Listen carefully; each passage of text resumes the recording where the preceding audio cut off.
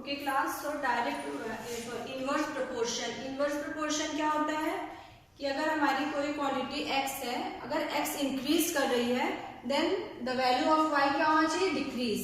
That is if one quantity increases then the other quantity decreases, that is known as inverse proportion. Direct proportion में क्या होता था कि जब हमारा x इंक्रीज कर रहा है तब y भी इंक्रीज कर रहा था, या फिर x डिक्रीज कर रहा है तो y भी डिक्रीज हो रहा था। बट इनवर्स प्रोपोर्शन में क्या होता है कि जब एक क्वांटिटी हमारी इंक्रीज कर रही है तो दूसरी क्वांटिटी क्या होनी चाहिए, डिक्रीज हो रही है। तो ऐसे प्रोपोर्शन को क्या कहते हैं, इनवर्स प्रोपोर्शन। ठीक है, एग्जांपल आप लोग बता सकते हैं इनवर्स प्रोपोर्शन का।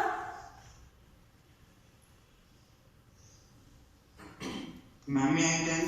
Yes, If the number of levels are increased and the time of work is decreased. Very good. If the number of labour increase, जितने ज्यादा लोग होंगे, आप लोग अभी देखिए क्लास में आपको कोई काम करना है तो अगर आप लोग ग्रुप में करते हैं तो आप क्या होगा, टाइम आपको कम लगेगा, वो काम आपका जल्दी हो जाएगा। तो यहाँ पे क्या हो रहा है कि जब लोग इंक्रीज हो रहे हैं, मैन या फिर लेबर किसी वर्क को करने में इंक्रीज हो रहा है तो टाइम हमारा डिक्रीज हो रहा है। तो एक ऐसा प्रोपोर्शन है, इनवर्स प्रोपोर्शन है। और ओके, और कोई? Yes, the quantity of plant area is increased in the water. yes, the quantity of Land area is increased in the water. हाँ, जैसे आपका जो है एरिया बढ़ेगा आपको वाटर क्या होगा, डिक्रीज होगा। आप पानी डाल रहे हैं प्लांट में, ठीक है, इंक्रीज होगा तो आपका वाटर अगर आपके पास लिमिटेड है तो क्या होगा, वो डिक्रीज हो जाएगा।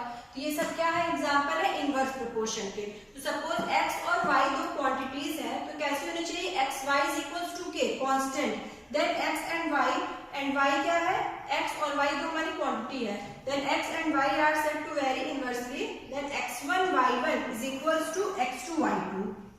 ठीक है, x1 y1 is equals to x2 y2, ये क्या है, इनवर्स प्रोपोर्शन। और x1 upon x2 is equals to y2 upon y1। Direct proportion में आप क्या लिखते थे, x1 upon y1 equals to x2 upon y2, but यहाँ पे देखिए क्या होता है, उल्टा हो रहा है, x1 upon x2 is equals to y2 upon y1। Clear? तो जब हमारा क्वेश्चन इनवर्स प्रोपोर्शन का क्वेश्चन होगा तो आप किस बेस पे सॉल्व करोगे, x1 y1 is equals to x2 y2, या फिर आप ऐसे इसको लिख सकते हो यहाँ पे क्रॉस मल्टीप्लीकेशन करके x1 upon x2 is equals to y2 upon y1।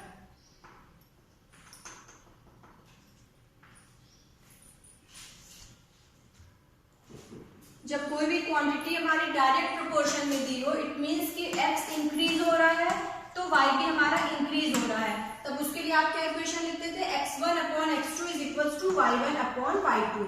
ये आपका क्या किस केस में था, डायरेक्ट प्रोपोर्शन। ठीक है, इनवर्स प्रोपोर्शन के लिए क्या होता है, x1 upon x2 is equals to y2 upon y1।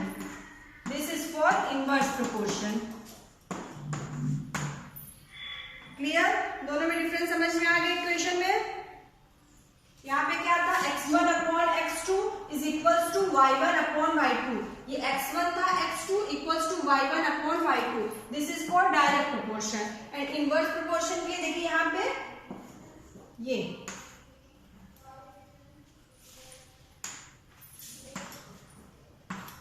Clear हुआ आप सबको। यहाँ पे देखिए x1 अपॉन x2 जब आप कर रहे हो इनवर्स प्रोपोर्शन में तब आपको इक्वल्स टू y2 अपॉन, यहाँ y1 अपॉन y2 नहीं करो, y1 upon y2 means direct proportion. देखिए एरो क्या हो जाएगा आपका, इसका अपोजिट, और डायरेक्ट प्रोपोर्शनल के लिए सेम डायरेक्शन में रहेगा। Okay, so come to the exercise 13.2 page number 213।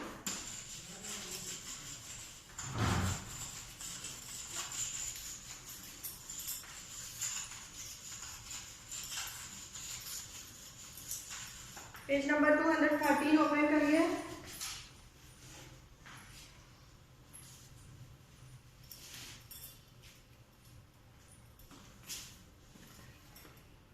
Exercise 13.2।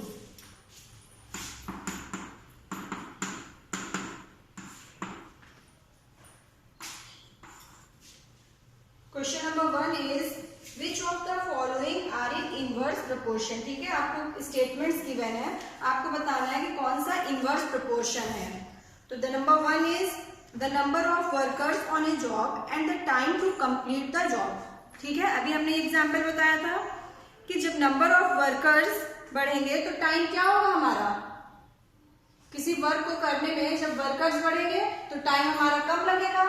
ठीक है, जितना ज्यादा वर्कर्स इंक्रीज करेंगे टाइम, और उतने कम टाइम में हम अपने काम को जल्दी कंप्लीट कर लेंगे। ये कैसा प्रोपोर्शन हो गया? First one is inverse proportion. Very good.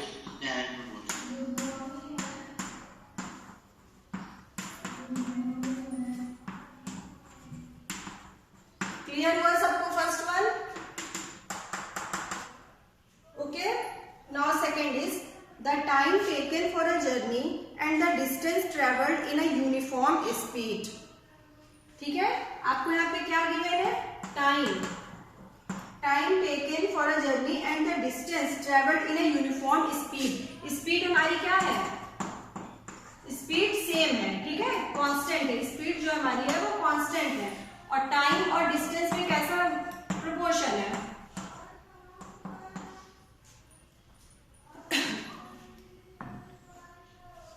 ठीक है, स्पीड सेम है, आप जितना डिस्टेंस आप कवर करोगे उतना ही ज्यादा आपको टाइम लगेगा। ठीक है, सपोज आप जो है 2 किलोमीटर चल रहे हो, अब आपकी स्पीड सेम है, स्पीड कांस्टेंट है, आप 2 किलोमीटर जो है आप 1 आवर में चल रहे हो। ठीक है, फिर आप 4 किलोमीटर कितने आवर में चलोगे? 2 आवर में। तो डिस्टेंस जब हमारी बढ़ रही है तो टाइम भी हमारा बढ़ रहा है, क्योंकि स्पीड हमारी सेम है। ये कैसा प्रोपोर्शन हो गया?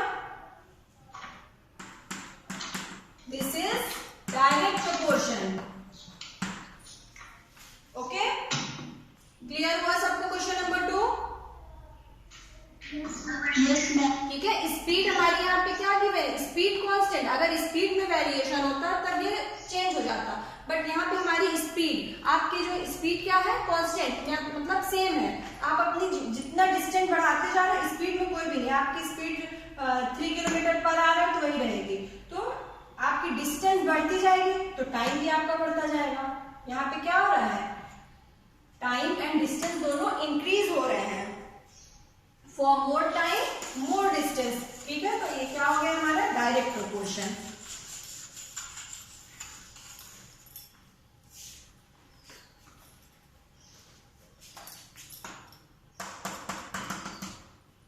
Third one is area of cultivated land and the crop harvested. आप लोग बताइए क्या होगा?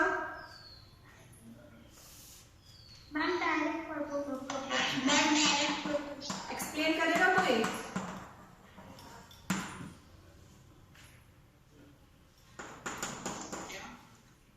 Area of cultivated land and crop harvested, तो इसको कोई एक्सप्लेन करिए कैसे आप डायरेक्ट प्रोपोर्शन बताया आपने।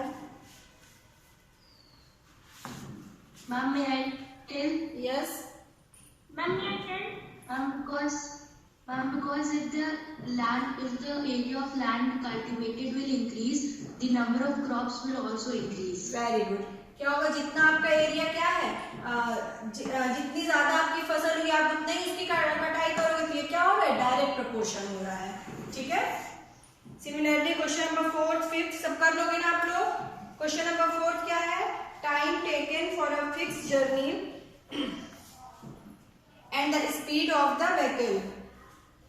आप अब देखिए यहाँ पे क्या है? टाइम और स्पीड गिवन है फोर्थ वन में, टाइम एंड स्पीड। तो the time taken for a fix journey, journey हमारी क्या है? फिक्स्ड है, डिस्टेंस हमारी ये फिक्स्ड है। अब यहाँ पे डिस्टेंस कांस्टेंट हो गया है। ठीक है, तो डिस्टेंस फिक्स्ड है। अब आप जैसे आप अपने घर से स्कूल आते हो, डिस्टेंस तो आपकी फिक्स्ड है, बट आपकी स्पीड जितना जल्दी होगी आप उतनी जल्दी स्कूल पहुंच जाते हो, टाइम आपको कम लगता है। आपने अपनी स्पीड बढ़ाई, डिस्टेंस तो सेम है, आप लेट हो रहे हो, आप जल्दी पहुंच जाते हो। ठीक है, आप आराम से स्पीड अपनी नॉर्मल कर रहे हो तो टाइम उतना ही लगेगा। तो यहाँ पे क्या हो रहा है? Inverse proportion. जैसे ही आप अपनी स्पीड बढ़ा रहे हो टाइम डिक्रीज हो रहा है। Yes, direct proportion and direct variation क्या अंतर होता है? Inverse proportion.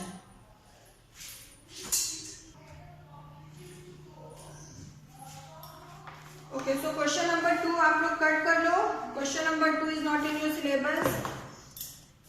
Question number 2, 4, 8 and 11. 2, 4, 8 and 11. ये आपके सिलेबस में नहीं है, एक्सरसाइज में आप इस पे क्रॉस लगा लो.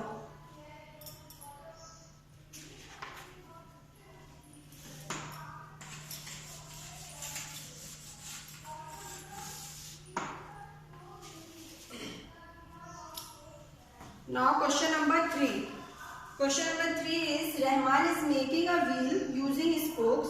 He wants to fix equal spokes in such a way that the angles between any pair of consecutive spokes are equal. Help him by completing the following table. ठीक है, तो यहाँ पे देखिए आपको डायग्राम कैसे गिवन है.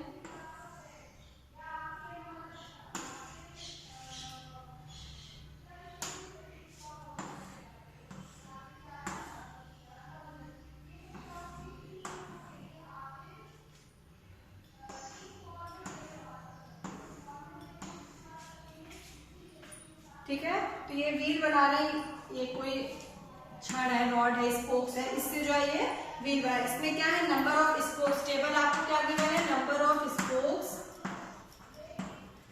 And angle between a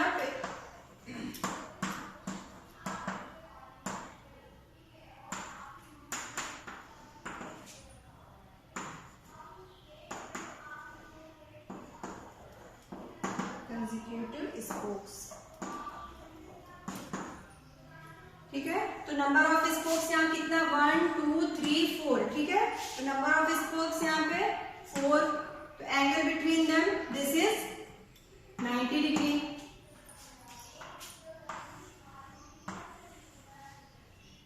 okay, फिर टेबल आपको देखिए गिवन, यहाँ पे number of spokes 1 2 3 4 5 6. Number of spokes 6. तो एंगल बिटवीन देम आपको इनके बीच का एंगल कितना गिवन है, 60 डिग्री. ओके, फिर यहाँ पे 1 2 3 4 5 6 7 8 स्पोक्स हैं. फिर आपको जो है number of angle between them आपको फाइंड आउट करना है. तो देखिए इस टेबल को, आप इस टेबल को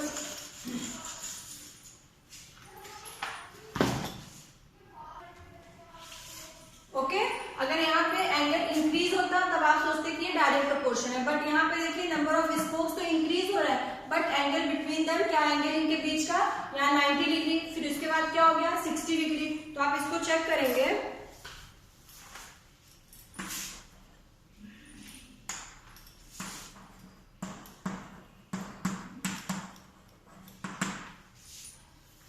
x1 y1 equals to x2 y2 करिए. x1 y1 is equals to x2 y2.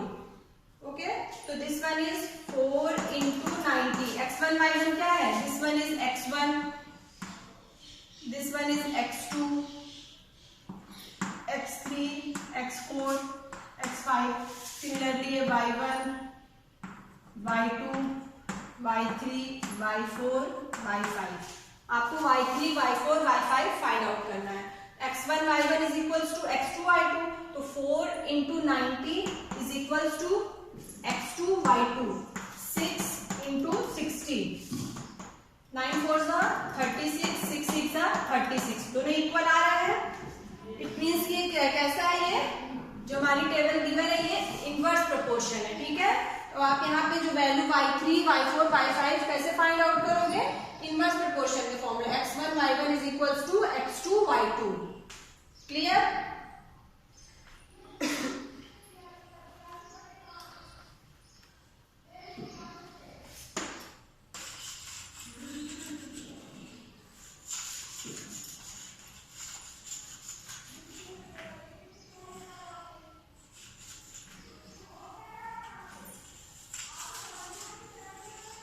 चलिए फाइंड आउट करिए y3.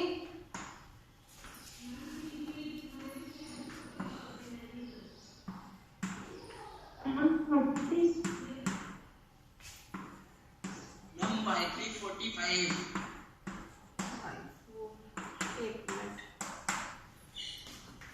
तो y3 के लिए आप क्या करोगे, x1 y1 is equals to x3 y3. Okay, ये x1 y1 x3 y3. x1 is 4 into 90 is equals to x3 8 into y3. So y3 cross multiplication करिए, y3 is equals to upon 8, 4 2s are 8 and 45 degree. y3 is 45 degree. Yes, ma'am. Yes, ma'am. Okay, good. Now find out y4 and y5. y4 36. Ma'am, 36. y4 36 and y5 Yes. 30. Ma'am, 30 degree. Answer देख के तो नहीं बता रहे हो ना, find out कर रहे हो ना सब लोग ऐसे इक्वेशन।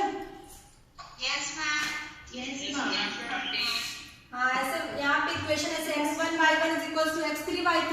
अब आपको y4 फाइंड आउट करना है, x1 y1 is equals to x4 y4 कर दो यहाँ पे,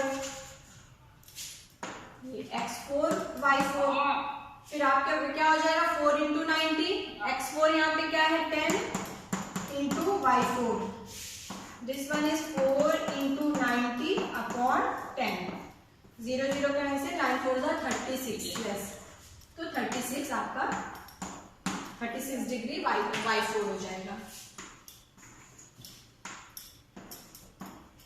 ओके, तो सिमिलरली आप y5 भी ऐसे ही फाइंड आउट कर लोगे। यहाँ पे क्वेश्चन आपको गिवन है, पेज इस पे देखिए, are the number of spokes and the angles form between the pairs of consecutive spokes in inverse proportion, तो यस ये इनवर्स प्रोपोर्शन में होगा। Now second one is calculate the angle between a pair of consecutive spokes on a wheel with 15 spokes. Number of spokes आपके कितने हो गए 15, तो जब नंबर ऑफ स्पोक्स 15 है तो फाइंड आउट करिए क्या होगा, y की वैल्यू फाइंड आउट करिए,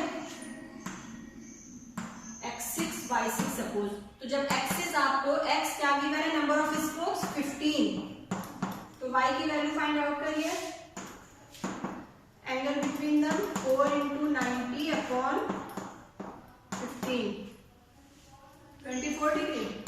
Ma'am, 24 degree. Ma'am, 24 degree, ma'am. Yes. Ma'am, because ma'am, we can divide 15 and 90. Ma'am, 10 degree. Yes. 15 one है, ma'am, 56 है. या देखिए जो बोर्ड पे मैंने किया इसको, y is equals to 24 degree, जब नंबर ऑफ स्पोक्स कितने हैं 15, x is 15, then y is equals to angle between them is 24 degree. This is part 2. Now third one is how many spokes would be needed if the angle between a pair of consecutive spokes is 40 degree. अब देखिए यहाँ पे क्या है, अब आपको angle given है, angle given है, number of spokes find out करना है, तो सेम प्रोसेस है, तभी से फाइंड आउट करोगे आप लोग, ठीक है। अभी हम लोग y फाइंड आउट कर रहे थे, अब आप लोग क्या फाइंड आउट करोगे x, तो यहाँ पे आपको x1 y1 x7 y7 सब लोग, तो यहाँ पे क्या गिवन है आपको y गिवन है, एंगल बिटवीन देम, एंगल जो है क्या गिवन है दैट इज 40 डिग्री, आपको x7 फाइंड आउट करना है, दिस इज 40 डिग्री, तो now x is equals to 4 into 90 upon 40 degree, 0 0 cancel, 4 4 cancel, 9 spokes.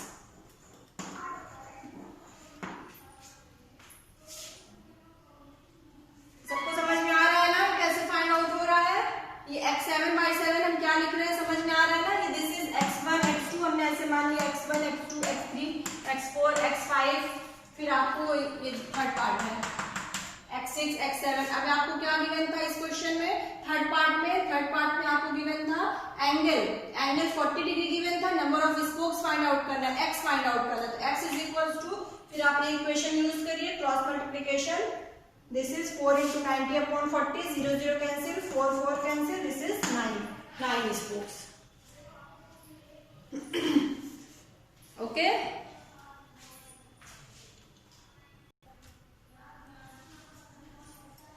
Fifth question is, a farmer has enough food to feed 20 animals in his cattle for 6 days.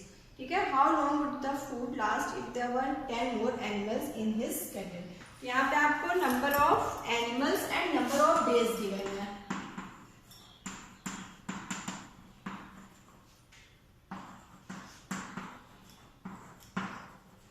आप इसकी table draw करोगे तो आपको number of animals कितने given है 20, animals के लिए food कितने दिन में खत्म होगा 6 डेज में, ठीक है, 6 डेज के लिए 20 एनिमल्स का फूड 6 डेज के लिए। फिर अगर आप यहाँ पे एनिमल्स इंक्रीज हो रहा है, ठीक है, 20 एनिमल्स 6 डेज, और फिर जब यहाँ पे देखिए क्वेश्चन में क्या गिवन है, how long would the food last if there were 10 more animals in his cattle. 10 और एनिमल्स आ जाते, इट मींस 20 थे, 20 और 10 कितने हो गए टोटल एनिमल 30, ठीक है। तो 10 एनिमल 20 थे, 10 और इंक्रीज 10 एनिमल्स और आ गए, इट मींस कि 30 एनिमल्स हो गए। तो जब एनिमल्स बढ़ रहे हैं तो यहाँ पे नंबर ऑफ डेज फूड क्या होगा, जब ज्यादा एनिमल हो गए तो इनका फूड जल्दी खत्म हो जाएगा। तो यहाँ पे हमें x फाइंड आउट करना है, ठीक है। तो ये क्या है, इनवर्स प्रोपोर्शन है। इनवर्स प्रोपोर्शन के लिए हम लोग कैसे फाइंड आउट करते हैं, जैसे भी हमने फाइंड आउट किया x1 y1 is equal to x2 y2, तो 20 into 6 is equal to 30 into x। तो now x is equal to, x की वैल्यू फाइंड आउट करनी है, तो जिसकी भी वैल्यू फाइंड आउट करनी है उसे हम क्या बोलते हैं, उसे हम लोग एक अलग साइड में और बाकी सब क्रॉस मल्टीप्लिकेशन करके सारे टर्म्स को एक साइड करेंगे। तो x is equal to 20 into 6 divided by 30। 30 यहाँ मल्टीप्लिकेशन में था, यहाँ पे डिवाइड हो जाएगा। तो x is equal to 0 0 cancel, 3 1 जा 3, 3 2 जा 6, 2 2 जा 4। तो नंबर ऑफ डेज कितने हो जाएंगे 4। एनिमल्स बढ़ेंगे तो उनका फूड जल्दी तो उनका फूड क्या होगा और जल्दी, जब ज्यादा लोग हैं तो फूड जल्दी खत्म हो जाएगा, ठीक है। तो यहाँ पे क्या हो गया इनवर्स प्रोपोर्शन में, तो answer is 4 days.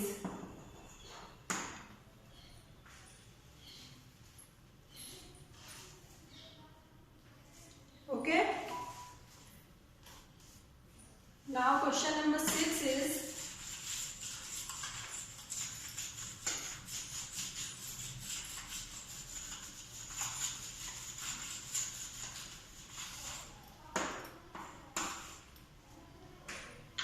contractor estimates that 3% could revire Jasminder's house in 4 days. If he uses 4% instead of 3, how long should they take to complete the job? अब यहाँ पे क्या क्या गिवन है, number of percent, number of days. अब बताइए आप लोग क्या समझ में आ रहा है आपको, number of person and number of days. Same कोई काम को करने के लिए जितने लोग होंगे उतना जल्दी काम हो जाएगा। तो यहाँ पे क्या है, नंबर ऑफ पर्सन, जब 3 लोग हैं, 3 पर्सन हैं, तो क्या हो रहा है यहाँ, contract estimate that 3% could rewire Jasminder's house in 4 days. 4 days में वो कर ले रहे हैं। And if he uses 4% instead of 3, जब ये 4% यूज कर रहा है तो नंबर ऑफ डेज ऑब्वियसली है कि नंबर ऑफ डेज क्या हो जाएगा, जब लोग ज्यादा हो रहे हैं तो जल्दी वो काम हो जाएगा। यहाँ पे क्या होगा, इनवर्स प्रोपोर्शन होगा। तो आप इसको फाइंड आउट करिए इनवर्स प्रोपोर्शन से।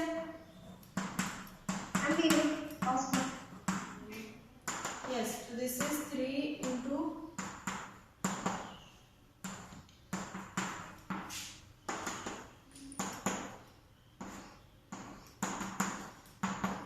x is equals to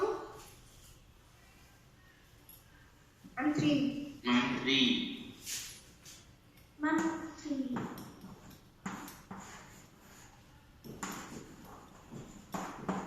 number of days 3 days.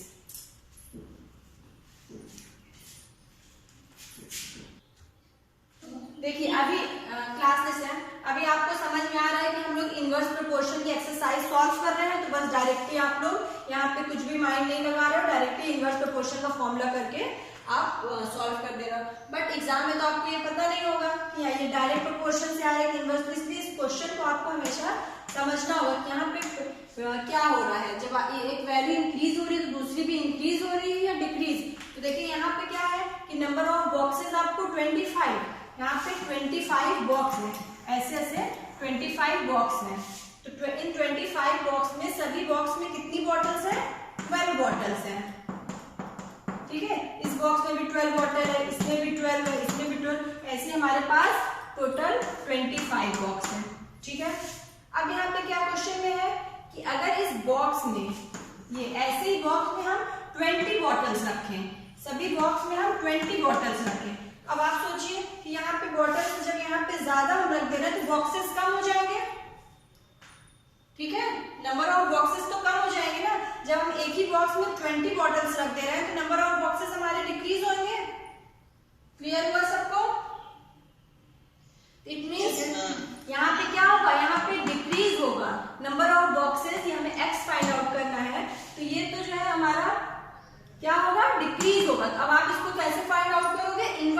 Proportion से। अब आप समझ जाओगे कि यहाँ पे हमें क्या फॉर्मूला यूज करना है, इनवर्स प्रपोर्शन का। यहाँ पे हम डायरेक्ट प्रपोर्शन यूज नहीं करेंगे। तो चलिए अब इनवर्स प्रपोर्शन के फॉर्मूले से इसको सॉल्व करिए। Find the value of x।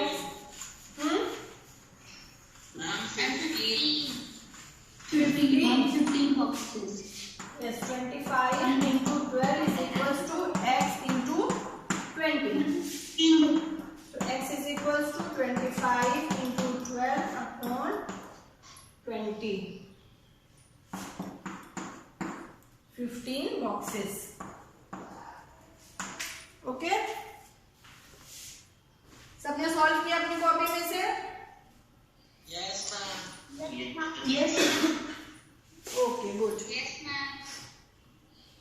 Question number 9 करिए। Question number 9। क्वेश्चन नंबर 8 नहीं करना है आपको, क्वेश्चन नंबर 9 करिए कॉपी में।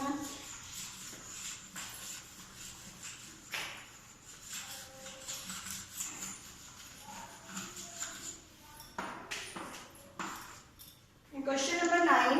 A car takes 2 hours to reach a destination by traveling at the speed of 60 km per hour. अब देखिए यहाँ पे क्या गिवन है आपको, टाइम गिवन है एंड स्पीड गिवन है। ठीक है, क्वेश्चन नंबर 9 में आपको टाइम एंड स्पीड गिवन है। How long will it take when the car travels at the speed of 80 km per hour। तो आप लोग पहले इसका टेबल ड्रॉ करिए। टेबल क्या होगा यहाँ पे, स्पीड एंड टाइम। यस, यहाँ पे आपकी टेबल क्या होगी, स्पीड एंड टाइम। आपको 2 कॉलम मिले हैं, एक तो स्पीड है and second one is time. Okay, तो देखिए जब आपको क्वेश्चन में देखिए क्या गिवन है कि when a car takes 2 hours to reach a destination by traveling at the speed of 60 km per hour। जब आपकी स्पीड 60 km per hour है तो टाइम कितना लग रहा है, 2 hours।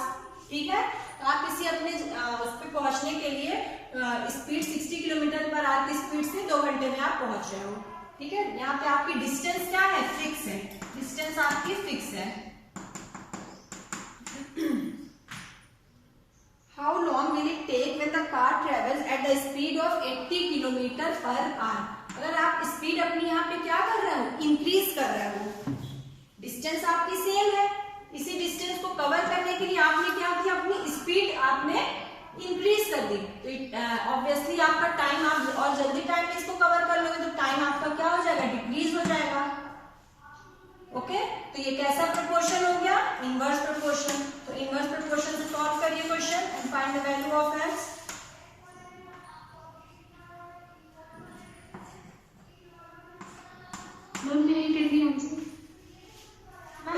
यहाँ क्या लिखेंगे पहले, आंसर मत बताइए, यहाँ पे क्या लिखना है ये बताइए पहले। फर्स्ट स्टेप क्या लिखोगे क्वेश्चन, पहले 1 by 1। चलिए सिमर जो बताइए आप। 60 into 2 is equal to 80 into x। So now x is equals to, Now x is equal to 60 into 2 upon 80. answer is 3 upon 2। 0 0 cancel, 2 4s are 8, 2 2s are 4, 2 3 is 6। yes, 3 upon 2 hours। ठीक है, 3 upon 2 hours को mix fraction में convert करिए, mix fraction में convert करिए 1.5 hours or 90 minutes। बेटा। उसमें mix fraction में कन्वर्ट करो, 3 upon 2 को मिक्स फ्रैक्शन में कन्वर्ट करिए।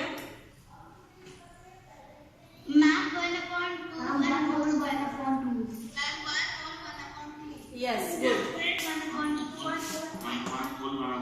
1 whole 1 upon 2 hours। ठीक है, इट मीन्स 1 hour 30 minutes। ठीक है, चलिए लास्ट क्वेश्चन है, उसको भी सॉल्व भी कर लीजिए, आपकी एक्सरसाइज कंप्लीट हो जाएगी। Last one is question number 10। Question number 10 is your homework. ठीक है, यस